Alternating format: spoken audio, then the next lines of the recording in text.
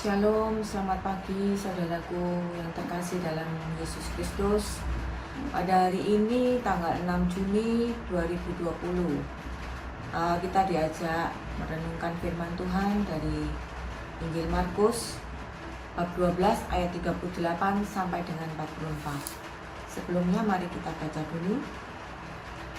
Dalam pengajarannya Yesus berkata, "Hati-hatilah terhadap ahli-ahli Taurat yang suka berjalan-jalan memakai jubah panjang dan suka menerima penghormatan di pasar, yang suka duduk di tempat terdepan di rumah ibadat dan di tempat terhormat dalam perjamuan, yang menelan rumah janda-janda, sedang mereka mengelabui mata orang dengan doa yang panjang-panjang. Mereka ini pasti menerima hukuman yang lebih berat." Pada suatu kali, Yesus duduk menghadap peti persembahan dan memperhatikan bagaimana orang banyak memasukkan uang ke dalam peti itu. Banyak orang kaya memberi jumlah yang besar. Lalu datanglah seorang janda yang miskin, dan ia memasukkan 2 peser, yaitu 1 duit. Maka dipanggilnya murid-muridnya dan berkata kepada mereka, "Aku berkata kepadamu, sesungguhnya janda miskin ini memberi lebih banyak daripada semua orang yang memasukkan uang ke dalam peti persembahan. Sebab mereka semua memberi dari kelimpahannya, tetapi janda ini memberi dari kekurangannya, semua yang ada padanya, yaitu seluruh nafkahnya." Demikianlah Injil Tuhan. Terpujilah Kristus. Saudaraku, kisah dari janda miskin ini yang memberi dari kekurangannya ini merupakan pelajaran yang berharga tentang makna sebuah pemberian. Jadi Yesus pada bacaan ini tidak terkesan melihat persembahan orang kaya. Itu sudah wajar.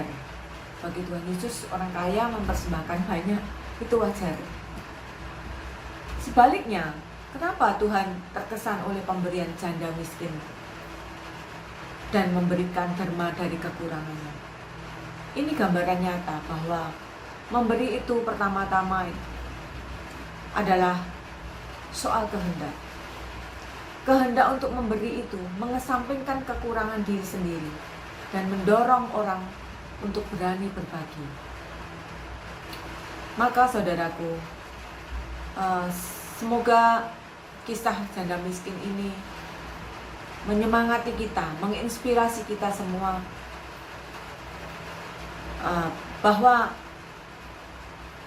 kehendak untuk memberi itu tidak tergantung apakah kita sudah berkelebihan atau berkecukupan, entah berkekurangan atau berkekurangan atau berkecukupan. Itu hendaknya kita mau berbagi. Yang Tuhan harapkan untuk kita mau berbagi apa yang kita miliki untuk Tuhan dan untuk sesama. Ini adalah ayat yang sungguh menegur saya pada saat Yesus memanggil muridnya. Seakan-akan Yesus memanggil saya, "Sini, lihatlah janda miskin ini. Dia tidak memberi banyak di dalam peti persembahan, tapi apa yang dia punya, itu yang dia berikan kepada Tuhan. Jadi seluruh nafkahnya dia berikan kepada Tuhan." Maka saudaraku, ketika saya ditegur, mari kita semua, saya mengajak saudara-saudara semua juga ikut merenungkan apa arti memberi dari kekurangan. Kalau orang punya uang 1 miliar, memberi 100 juta saya kira nggak ada artinya. Tapi kalau saya punya uang 1 juta, lalu saya mau memberi 1 juta untuk zaman sekarang ya. Jadi kalau janda miskin ini 5 peser itu uang rupiah tuh 500 rupiah. Maka kalau kita punya 1 juta, apakah kita harus berikan 1 juta? Nah, Tapi bukan itu maksudnya Tuhan. Maksud Tuhan itu adalah kelekatan. Jadi apa yang kita miliki, kita rela nggak kasihkan ke Tuhan. Nah, itu yang Tuhan ingin sampaikan kepada saya. Jadi ketika Tuhan Yesus memanggil muridnya, dia seperti memanggil saya dan menegur saya, ayo beri yang terbaik untuk Tuhan. Entah itu waktumu. Sudah kamu melayani Tuhan? Apa kamu males-malesan aja? Ketika ada saudaramu yang sakit, apakah kamu mendoakan mereka?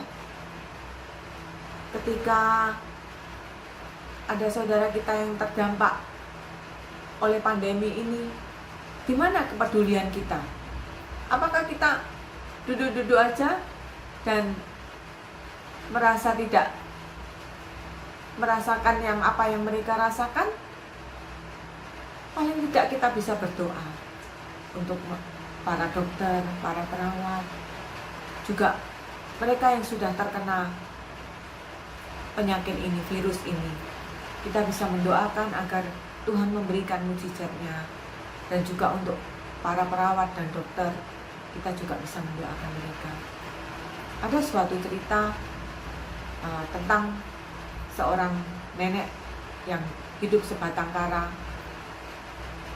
Dia tidak memiliki siapa-siapa, dia tinggal sendirian dan pekerjaannya hanya berjualan kopi instan.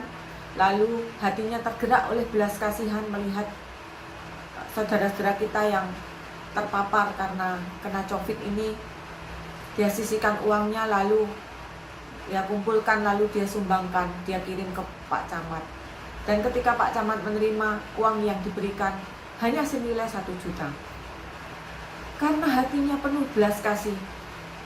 Ketika uang itu hanya 1 juta dan dia membuka dompetnya lagi dan dia mengeluarkan uang lagi 200 ribu rupiah. Saudaraku, betapa tidak tersentuh hati ini melihat cerita saat ini, yaitu ibu yang menyumbang korban pandemi ini senilai 1.200.000. Mungkin dari kita semua memiliki lebih dari itu. Tapi apakah kita sudah memberikan yang terbaik untuk saudara-saudara kita? Ingatlah bahwa kita memberi untuk saudara-saudara kita itu sama dengan memberi untuk Tuhan. Maka mari kita tutup renungan pada pagi hari ini, dan semoga cerita saya tadi menginspirasi kita semua untuk berani memberi, bukan dari kelebihan atau kekayaan kita, tapi oleh karena kekayaan hati kita. Mari saudaraku, kita tutup renungan pagi ini dengan sebuah lagu yang sering kita nyanyikan pada saat persembahan di dalam misa. Mari kita nyanyi bersama saudaraku lagu Hanya Ini Tuhan. Betapa hatiku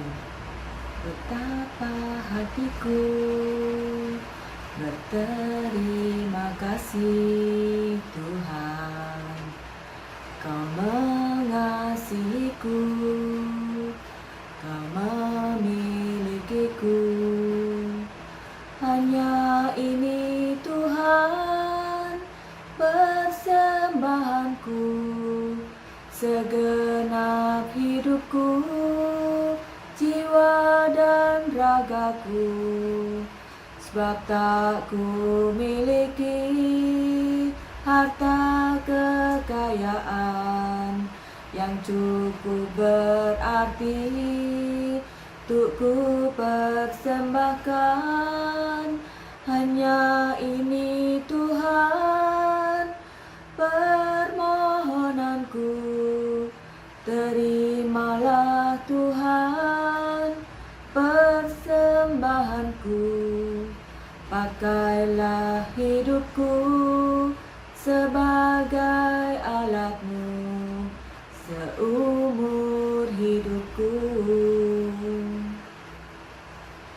Terima kasih, semoga Tuhan memberkati kita semua. Amin.